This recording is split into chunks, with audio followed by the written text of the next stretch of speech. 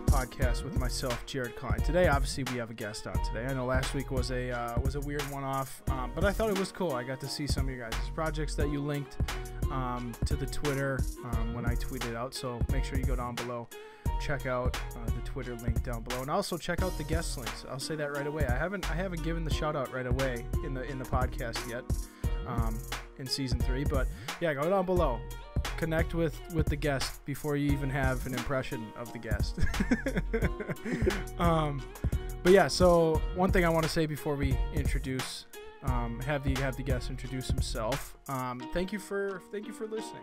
21 episodes now into season 3, and probably close upwards to 50 something in total. I really appreciate it. I really appreciate it. I know every week I say this, and it's awesome to hear feedback and awesome to, see that continual support from the people that love listening, and when I hear back that, the listeners get something out of it, they learn something, that's what I try to do. That's what we're trying to accomplish here. So it's really awesome when we hear that happen. But anyways, Thomas. I prefer Thomas. I don't really care at the end of the day. As long as it starts with a T, it works for me. Okay. But Thomas is what the name my parents gave me, so I kind of just run with it at this point. Okay, so Thomas, welcome to the podcast. Thank you. Happy to be here. Thank you for coming on, and especially on I messaged you yesterday or Saturday, either one of those 2 days, and I was like, hey, you want to record? And you're like, yeah, sure. Yeah, I think you messaged me yesterday while I was watching football, and I was like, all right, fair enough, let's do it. Mm-hmm. Yeah, for sure. But anyways, yeah, thank you for coming on. How about you introduce yourself to the people who don't know you, who are, and then we can get into what's on the docket today. Yeah, so my name is Thomas Northcutt. I am currently a graphic designer for the Brooklyn Nets, with my focus being on our digital and social channels. I first got into design all the way back in college. I think what's important to say, I went to Auburn University, War Eagle. I was a student basketball manager for 4 years, and before I had ever even got into college or anything, I always loved doing uniforms, helmets, whatever you can do, just designing stuff in my free time, but doing it in programs like PowerPoint and GIMP and just all this other random stuff. Just didn't even think about design as a possibility. And one of my friends, my freshman year of college, wound up introducing me to Photoshop. He got me out of doing hockey jersey designs in PowerPoint. That was the turning point. And he introduced me to Photoshop. Like I said, I was a basketball manager for 4 years, and one of the coaches saw me playing around in Photoshop a couple days after being introduced to it. And they asked me to do a camp flyer, which the camp flyer, my mom actually still has on the fridge back home. I think I have that file saved because it is my favorite thing to go back and look at, because it is so bad, but it's so good because of that. Camp flyer turned into recruiting work, and over the course of 4 years managing and everything, I just fell in love with design. Fast forward to the beginning of my senior year, about 2 weeks before school started. I remember sitting in the parking lot of the arena and deciding, okay, this is what I want to do for a living. This is what I'm going to try and make my career out of. Mm-hmm. And really went hard my senior year, just designing as much as I could, trying to come up with all these different ideas, learn, do whatever.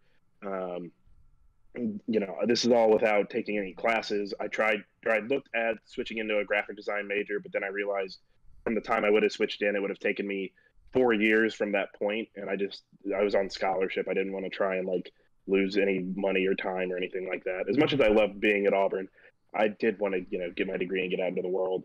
But so I taught myself through reverse engineering other Photoshop templates that people had sent me and YouTube tutorials. And then after graduation, about a month after, I take that back, the day before I graduated, I was in a friend's wedding a little ways down the road, and I got a message from a buddy about 2 job openings that he was looking at, and he wound up taking a different job. One was at Arizona, and the other one was at Rutgers. And I applied for the one at Rutgers. I got that job, moved up to New Jersey I grew up in the South, spent my whole life in the South, moved to New Jersey without ever being north of the Mason-Dixon line. And I blindly moved up here on a whim, and it worked out great. I worked with two of the best people in the industry, and Andrew and Flynn, and I love those guys. And then 3 years there, and a job opening opened up with the Nets, and the rest is history. That's where I am now. Awesome. Yeah, that's cool. I always like hearing like what people think about, the move from the south to the north.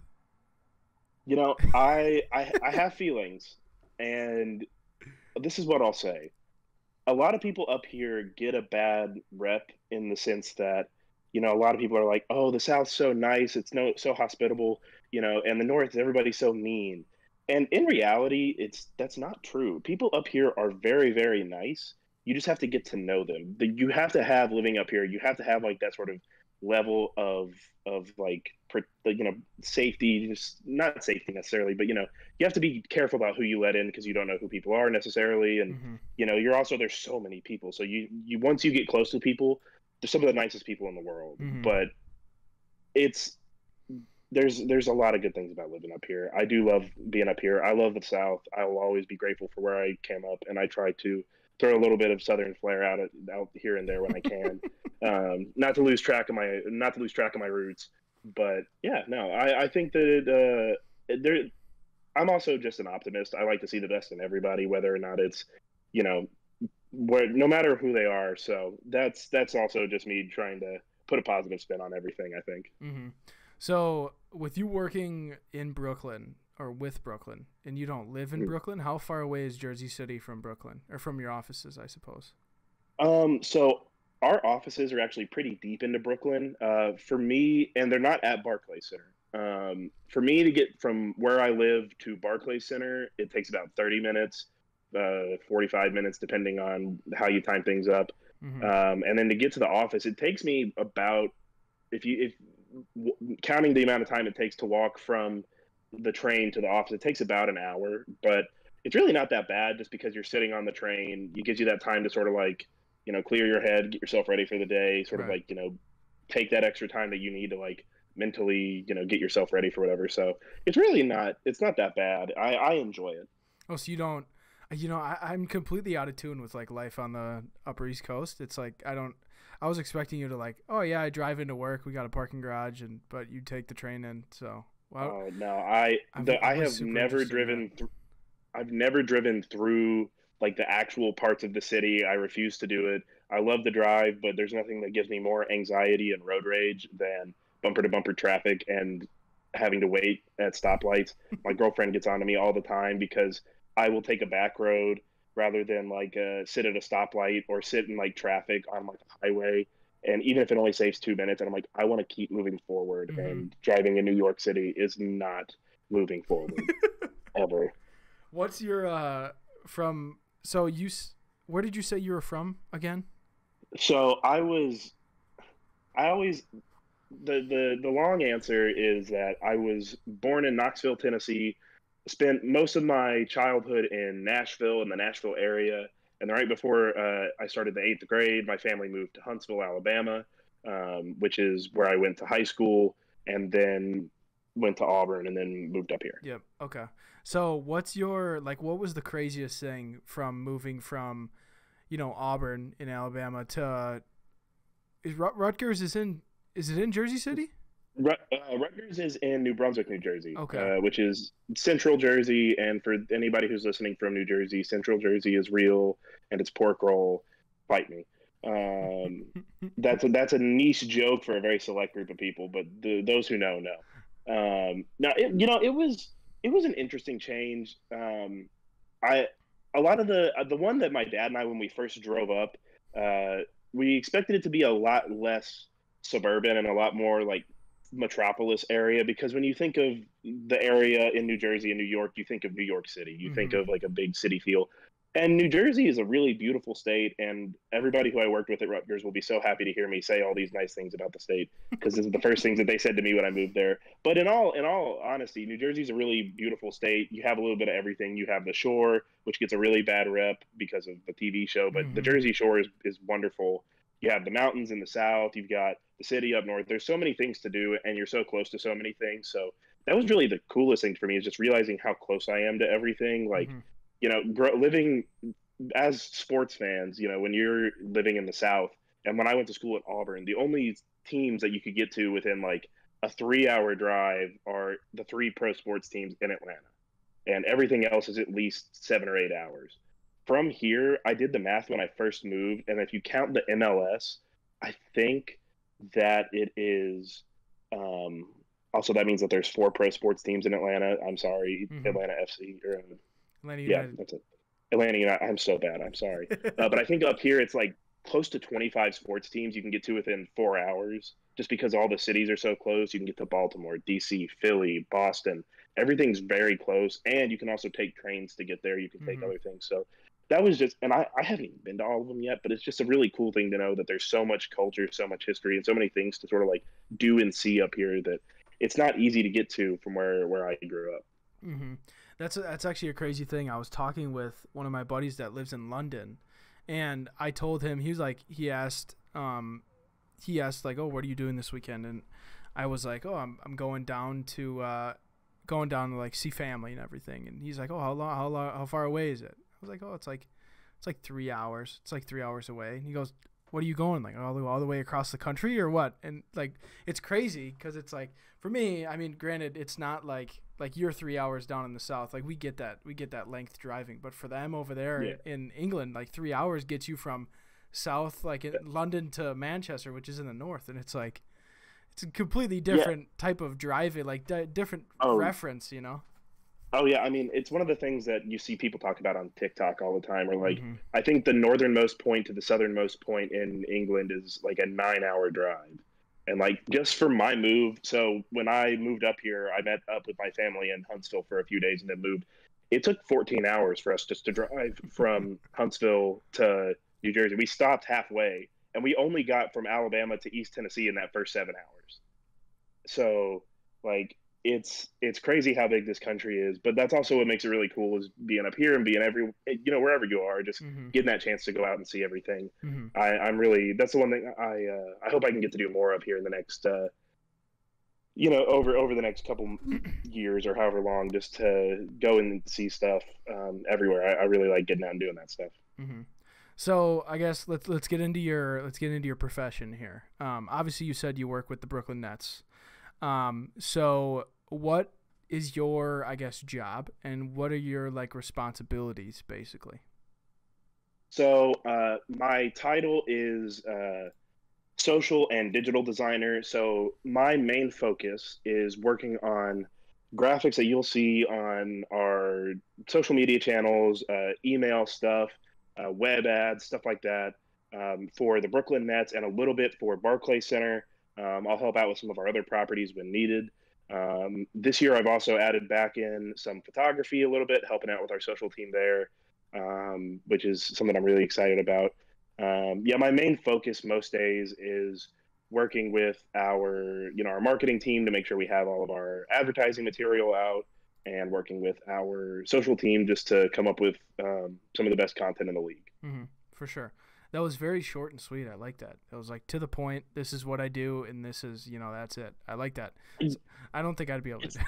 That took like 30 seconds. That's just the easiest way to boil it down. There's a lot of stuff that we do every day, but I mean, the majority of it does boil down to that. I mean, I could go into depth about, I spend my days making memes and dealing with, sponsors and all this other stuff. But at the end of the day, you get what you get. Everybody sort of knows what it is. Mm-hmm. I do help out in other areas when needed. I've dabbled with a couple other projects. We do try to all sort of work on different things. Like, for example, one of the things I'm actually really excited about here in a couple weeks, when we host our first college basketball games of the season, they're going to be playing on the court that I designed, which is my first basketball court that I've designed that's actually going to be, used.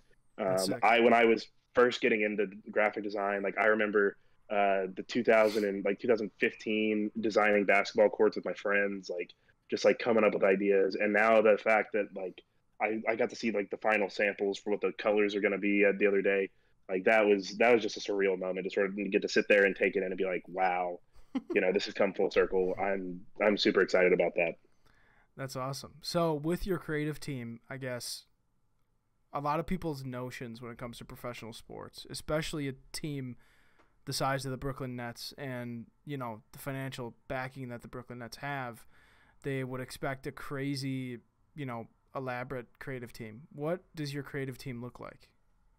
So at the moment, we currently have one, two, three, four. There's four designers and our creative director. Um, we also have an open position, so if you want to apply, let me know. I will get you the link.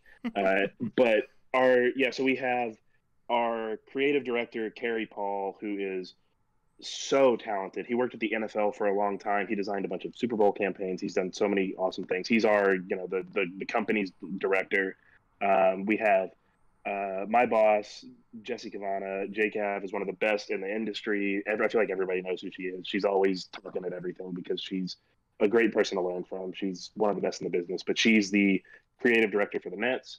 We have my boy Derek Hamilton, who's done so many things, who I don't know what his specific focus is, but he does a lot of like our logo design, and he works a lot on our smaller properties. So working with the Long Island Nets, working with the Nets Gaming, with we don't really do much with the Liberty at this point, but anything else, he does some stuff with Barclays Center. We just recently hired a new designer, Grant, who he's focusing on a lot of our in arena stuff and a lot of our like actual like physical venue kind of designs.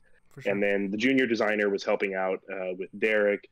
Shout out to Delaney, who was there before. She was great. She just left for a really good opportunity for her. But they helped Derek with a lot of the smaller properties and other stuff like that. So we have the only two of us that focus exclusively on Nets content every day are me and Jesse. But we have a team of 5-6 people who can, if anybody needs to design anything at any given time, anybody can jump in on it. Mm-hmm. Awesome. Okay. So then my guess is you guys work obviously hand in hand with the photographers and videographers and stuff like that when they need something or when you need something. Yeah, so our content team, we work hand in hand with them. We have a great video team. They're pretty well stacked there. And we have a really great social team that all fall under that content umbrella that Jesse and I work really closely with. We have our Slack channel that I'm constantly getting messages about. We're all prepared on everything from, getting stuff ready with records, with game day, with all the little bits and bobs that you need for any sort of to make an NBA team function on social media. Working on stuff like making really dumb memes. That's my favorite part of the job. Anything like that, we all work together on it. It's really great having a really solid team. I mean, working with our two guys that sort of run our like Twitter and Instagram, Sandro and Eric. Those guys are awesome. They are, we have our Slack channel, just the three of us, where we're always shooting around ideas, coming up with different stuff. So we're all really close together working, both physically, just because we have a very great open office sort of setting, so we can holler at each other whenever, but also just, the way we're structured. It's really easy to get sort of work with whoever you need, whether it's social, marketing, anybody on that end. It's super easy. Mm-hmm. I'm always curious when I see like either stuff you create or stuff maybe you have created, but I see on like the Brooklyn stuff, like Brooklyn social, and even just looking at Brooklyn as a brand, like there's a lot of heritage there. There's a lot of like substance to the brand, but I've always wondered like why did they go away from like the New Jersey Nets? Like that's a sick, like the red, white, and blue, like that is so sick, like so old, so awesome brand, and then they went to black and white, be on a basketball. I just wonder like where that, like why that. I mean, the only connect there, at least to me, just looking brand A, which is the New Jersey Nets, brand B with the Brooklyn Nets, is that it's called the Nets. I don't really think there's a lot of, Yeah, I think that was, so this is actually, fun fact, this is our 10-year in Brooklyn celebration. This is our big campaign. If you look on our court on any given night, you'll see the 10-year logo. Shout out to Derek. He did a great job designing that. You're also going to catch me anytime anybody else on my team makes anything. I'm going to make sure that they get the love that they deserve. It's this any chance I get, I want to just make sure everybody gets the credit they deserve, because there's so many unspoken heroes in design, not just on my team, but everywhere. Mm-hmm. But from what I have been told and sort of the stories that have gone around, and at least, well, from the sake of moving, I think part of the reason that we went the way we did with at least the color scheme is because we didn't really want to necessarily be associated with the red, white, and blue, New Jersey, the rest, because Brooklyn is its own separate thing. Brooklyn is this really strong, independent area. Mm-hmm. You know, it's a very creatively forward area. And I mean, honestly, one of the things we joked about, we just unveiled our new statement jersey a couple weeks ago. That is solid black. Everything about it is black with some gray outlines on everything, and it's a great uniform. But you know, black is just that staple color, especially when it comes to basketball season. Everybody in New York is wearing all black everything, going to, you know, they're with their coats, their pants, whatever it is. It's always black. So I think from that standpoint, you know, that makes a lot of sense. The story goes, and I think I can say this, is that Jay-Z is actually the reason that we wound up being able to go with black and white. The story I have heard is that back when we were first moving, commissioner at the time, whose name I can't think of, was it Stern? Commissioner Stern? David Stern? I think.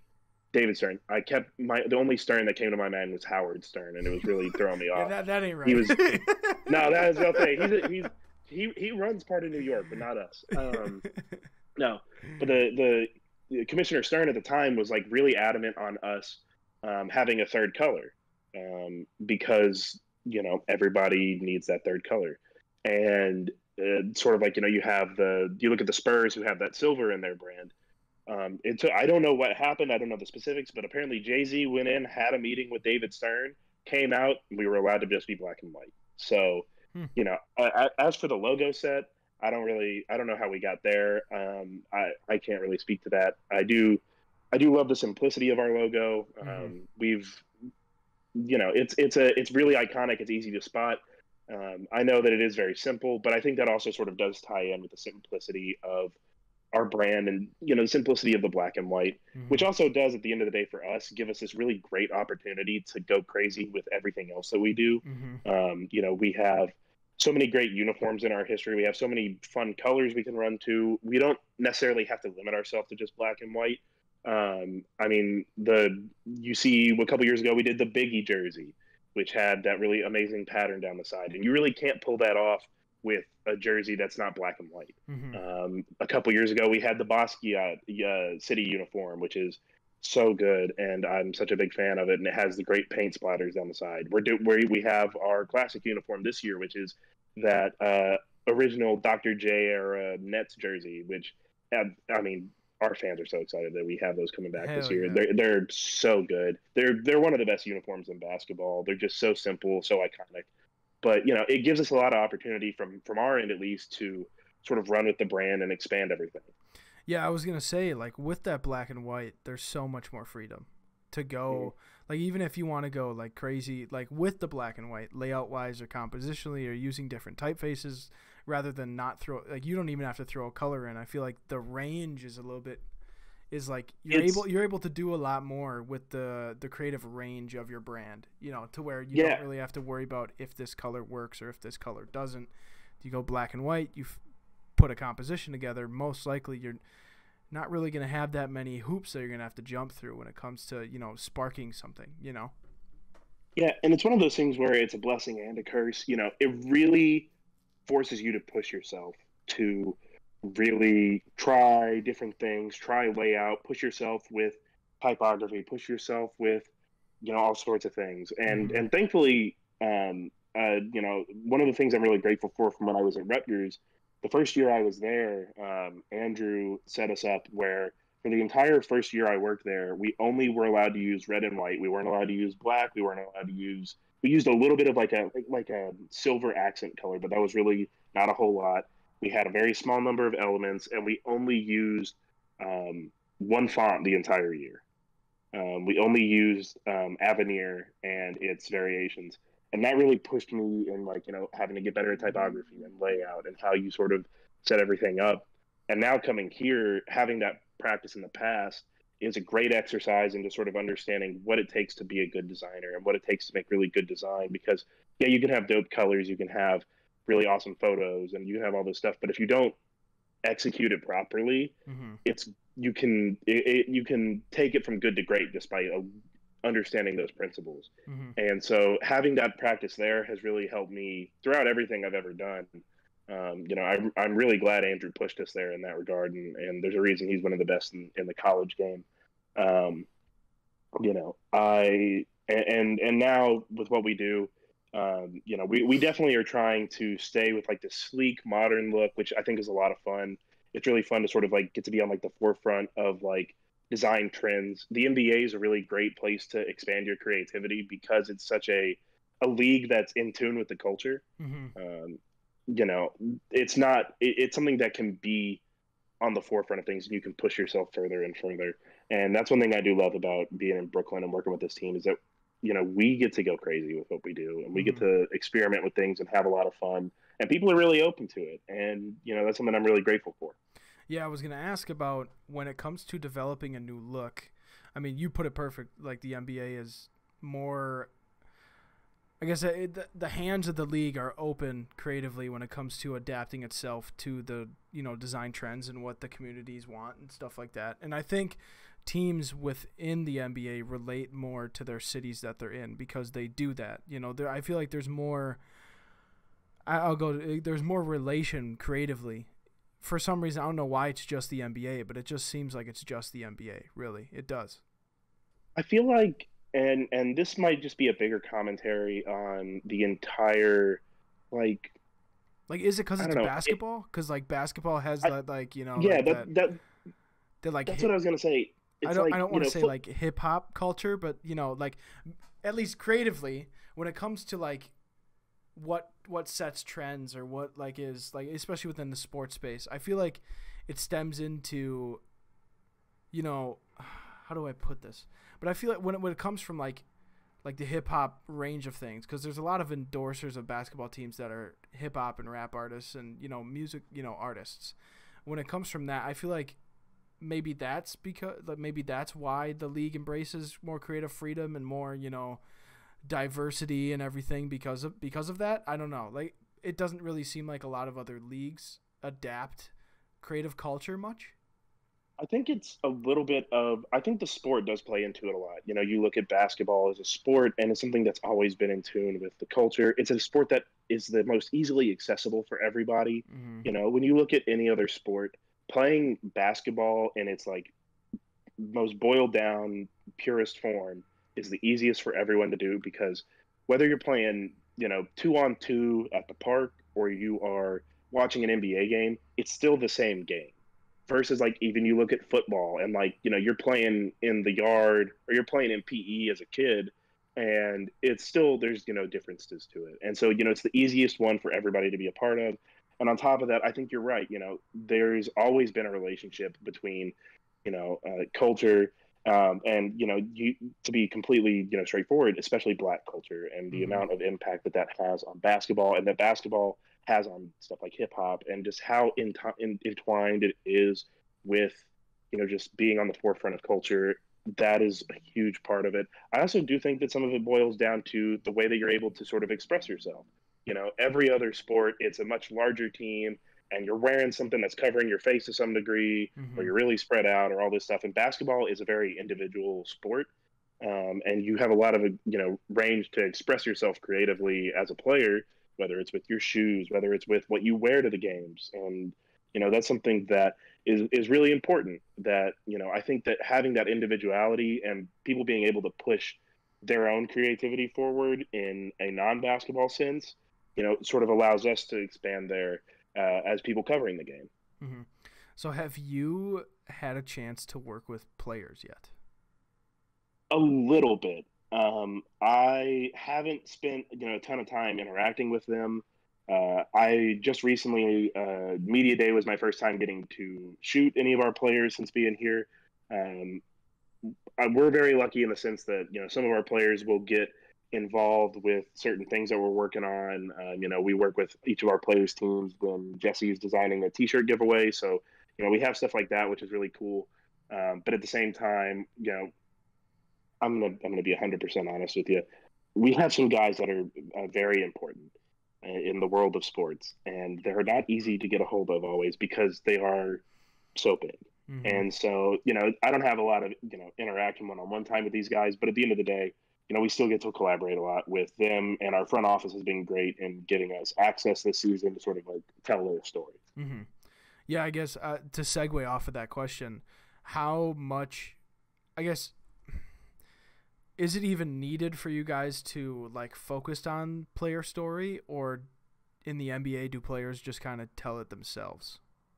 You know how I'm kind of framing that? You know what I'm kind of saying? Yeah, I'm with you.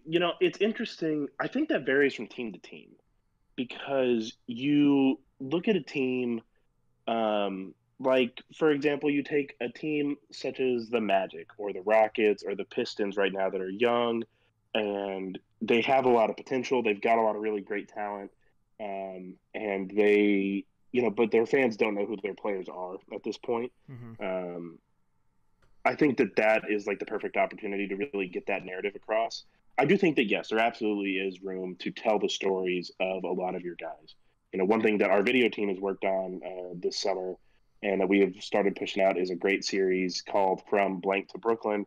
And it's where we've sent our video team back home with a couple of our players, and they have sat down, interviewed friends and family, filmed them while they're working at camp, see how they interact with their community and sort of what shaped them to be the people who they are. Mm-hmm. And I do think that's important, you know, especially in a world where people are always so critical of these guys and they're so quick to jump on anybody. The NBA, the NBA has some great fans, but on social media they can be really quick to, be like this guy, jump down people's throats. And I love that about the NBA, but at the same time, you do want to humanize these guys and make sure people know who they are, that they're not just basketball player that you play with on 2K and then you watch and you go, oh my God, I can't believe he did or didn't do this. Mm-hmm. These are people. And I think that that's a really important thing that at the end of the day, you really want to communicate it. And to me, I see all of us in sports creative as storytellers. We're trying to tell the story of these teams, and people want to be behind the scenes and sort of feel like they're a part of that team. So telling the story of these guys, friendships, what they, how they interact. If it's something like, I saw something from the Nashville Predators the other day where they did a video piece highlighting their guys playing Mario Kart on the plane in between, stops of a road trip and stuff like that. I think is important for everybody, just to be like, oh, hey, these guys are, dudes just like me, not just, some weird dude, some guy I only see that exists on this, tiny rectangle in the middle of the arena, Mm-hmm. 82 times a year. Mm-hmm. It's they've got personalities, they've got all these things, and I that's my favorite thing to do, and it's something I actually let I try to do when I'm designing things. If I'm trying to tell a story about a certain guy, or if I'm trying to work on something surrounding a certain guy, and let's say like I know what kind of music he listens to, or we have like a song that he's listening to, I'll put that on just to sort of like help get in that right headspace to design the right thing, and just sort of share, sort of get a little bit of an understanding. I know Mm-hmm. that can sound a little bit out there and crazy, or it might not help that much, but it is, to me at least, a little bit helpful just to help sort of encompass the who these guys are. Mm-hmm. Yeah, I feel like you put it perfectly. Like when you were talking about the NBA as a league, it's like it's more individualized. People see the face of these players, and you even said it when you were just recently talking. Like people jump on these guys so quickly when they make a mistake or when they don't play well or whatever it is. So like I think in the NBA, I think they're judged more on, how do I put this way? I think they're judged more on their character, rather than, sometimes just their playing ability, to where in like football, for example, you're wearing a helmet, your face is covered up. They only see the player for a player. They don't really know them for their personality. So that's why I asked the question of like, do you guys put emphasis on, developing, their personality, making sure the fans know, who these players are outside of the court, to where, I don't know, maybe it was just me thinking, because I've never, obviously worked in the NBA. Maybe it was just me thinking from the outside in, like you're able to see these players a little bit more as a person rather than an athlete in the NBA. I don't know if I'm coming Yeah, at that from a wrong angle, but No, I hear what you're saying, and I think you're right. That is something that we try to do, and especially again, for us, we have Kevin Durant on our team, and you can't beat around the fact that we have one of the best basketball players of all time on our team, and Ooh, people know a lot about him. ooh, bold statement. I'm not saying where he is in my all-time rankings. I'm not going to say that because this is not. I don't have the time or energy for that. He's one of the top 100 of all time, maybe. He's one of he's he's my favorite basketball player of all time because he and I are coworkers, as I like to say, and he is very important and does a lot of he gives me a lot of content to make. I put together a graphic last year at the end of the season of all the Kevin Durant graphics I made, and I think it wound up being close to like 50 unique individual graphics that he was on. Damn. Just because he broke so many milestones, so many records. The dude can play basketball, and that's the one thing I'll say too is watching these guys in person. I've been around the game of basketball for so long, but then when you see guys, and even watching guys who are not, your superstars warm up, you're like, okay, this guy's pretty good. Mm-hmm. Then you watch a Kevin. Last year, I sat in there and I watched Steph warm up. You watch these guys warm up, and you're just like, they're in the NBA wow. for a reason, man. Oh, there's a reason they're in that top 75 of all time. You just watch them, you're just like, wow, yeah, that is like just warming up is different. But getting back to the point of what you were saying, yeah, I think that it's really important to tell those stories. And when you have a guy like Kevin, you could tell those stories, but people know about him. So like for us, it's an opportunity to tell the story of guys like I mentioned that video series. We've done a ton of stuff with one of our young guys like Day'Ron Sharp. Or we get to dive in with a bunch of our rookie players. We did a lot of stuff around Summer League with the guys who were second-year players that went back to Summer League this year and played. And mm-hmm. we've done a lot with them. Or even, guys that are role players, stuff that, the guys that your diehard fans will love, someone that a casual fan may not know. But, like, you have one or two guys, or you have those guys out there on your team that you want to tell those stories because they also, they got a lot to share. And when you only have 15 guys on your roster plus two ways, you've got the chance to tell a lot more stories than some other teams will. Mm-hmm. And then you also get to tie in, how they like, the culture of the city. You get to you tell those stories as well. Mm-hmm. There's a chance to tell a lot of stories about a lot of different things. And I think that that's a really fun thing that we get to do here in Brooklyn, especially. We get a lot of free reign on what kind of stories we want to tell and the narratives and set these guys up for success. And I think that's a lot of fun. And I think that's important, having that comfortability with your players and having the access and having the ability to tell their stories is beneficial for everyone. It's good for us because we get to make content, but it's good for them because, they get to get their brand out there. They get to share their story. And, it's when you finally do get that chance just to let everybody, interact and tell those stories, it leads to great results every time. And I've never met anybody who's ever been like, man, I'm so mad that we got all this extra access and we got to tell all these stories because it just wasn't that good. Like you're always going to be able to find at least one or two people on any team of any sport that are like, okay, this guy has like a good personality. We can use him for this or we can use him for that. Mm-hmm. And I think that that's a really cool thing that we get to do here. Mm-hmm. So let's talk about one of your projects, at least your most recent project that's on your Behance from the Brooklyn Nets. Granted, I don't know 21-22 social content wasn't yeah. So the last two on my Behance here are your summer one both, is what was most recent. Yeah, right? let's do the summer one. Yeah, so the other one is great. I do love that one. That was our season look from last year. But yeah, the most recent one I have is yes. So I got stuck with, or not stuck with. I got to do the. I sort of got to take the lead on a lot of our summer content this year for social. Okay. And I'm trying to sign into Behance now. I didn't realize I got kicked out of logged in, so I'm trying to get that pulled up real quick. Here we go. Yeah. So I did bring a prop because I saw this on the sheet. I was sitting around in my apartment one day working from home, and I have with me, for those that are not watching, I have with me one of the test uniforms, actually, from one of our last Statement Edition uniforms. It's a little bit different from the actual final product, but I was given this a couple days in when a coworker was leaving, and I was trying to come up with what I wanted the look and feel for our draft content to be for the year, because I was, I put a lot of pressure on myself, and as a creative, I feel like a lot of us do that, but I always put a lot of pressure on myself when I have a big project, like, want this to be amazing. I want this to be the best thing ever. You know, on top of being picky or whatever, but I'm always just like putting that extra pressure on myself in my head.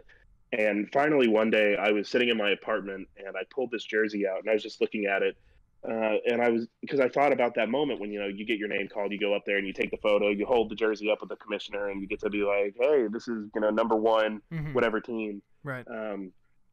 And I was looking at stuff like, you know, you have the stitching on it. I looked at the little details like you have the tag at the bottom, the little Nike tag. You have the tag on the inside that has like, you know, the sizing and everything. You have all the different little elements, the stitching and every little bit of it.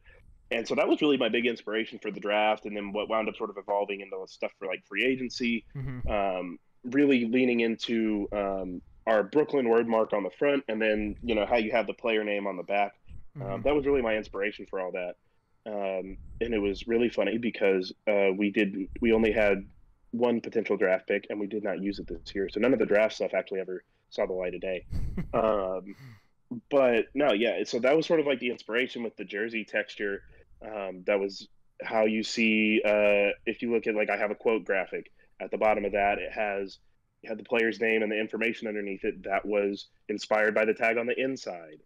All of the graphics have a little tag that is, you know, ripped directly off of the little tag at the bottom of the jersey. And that was sort of like, you know, the tag, for lack of a better term, for all of those graphics for the summer. So very fun fact, all of the numbers and that you see in the project are actual numbers that would go on a jersey. Our equipment team gave us a set of the big numbers that go on the back and the small numbers that go on the front. And if you scroll down a little bit into the project, I set them up in our office one day. I photographed them top down, cut them all out.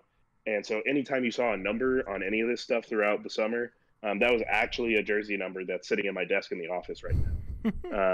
It was just a fun little detail, just because I wanted that texture in there. And I think that little detail of the texture it takes it, you know, it's hard to notice on some of them, but when you catch it, you're like, oh, okay, I see that. And then, you know, our herringbone, which you see on everything, that's a staple of our uniform. So including that. And that look, because we didn't use it very much for the draft, we wound up, you know, incorporating that into how our free agency template worked and how our other stuff worked. So that was a lot of fun. And then at the end of the project is Summer League, which was a really good time. I just wanted to, you know, Summer League's in Vegas every year. And my goal going in was, I don't want to make the same Vegas themed graphics as everybody else, because that's been done 100 times before. And I know I'm not trying to shame anybody who does it that way, because, you know, do what you got to do. It's a really easy layup thing, and it's a fun way to incorporate a lot of colors that are unique into your brand. It's a really good way to get some summer stuff, some desert stuff. There's a lot of opportunities to run with it.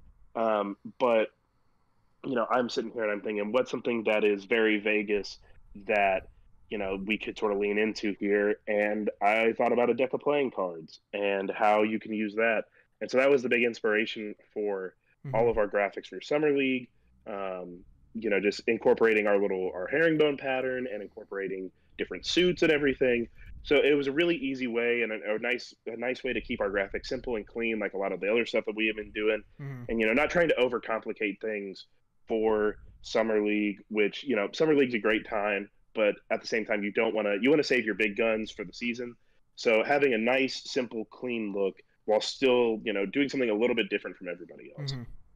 So does this, when you were formulating your Summer League stuff, does this move into, like, do you start from here and develop into your in-season, or is this completely irrelevant to your in-season stuff?